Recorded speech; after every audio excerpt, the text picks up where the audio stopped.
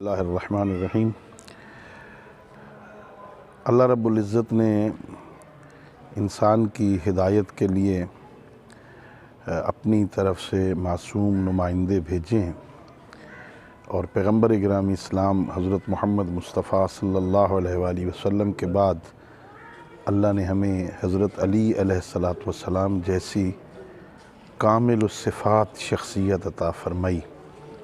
حضرت امیر علیہ السلام کا کلام جو جناب سید رضی نے مرتب کیا اور اسے نہج البلاغہ کا نام دیا، وہ کلام بہت عظیم کلام ہے جس کی بہت ساری شروحات ہو چکی ہیں، لیکن ابھی بھی اس کا حق ادا نہیں ہوا۔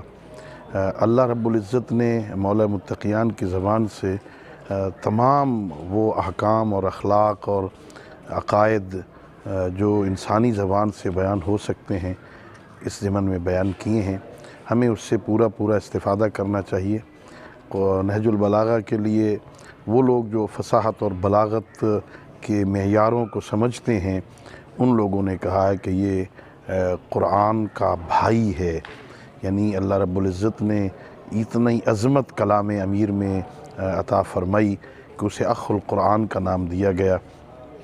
تمام لوگوں کو چاہیے کہ مولا کے ان فرامین سے استفادہ کریں، اسے خود بھی پڑھیں، اپنے دوستوں کو دیں، اپنی نسلوں تک منتقل کریں، اسے اپنی زندگی کا معمول بنائیں۔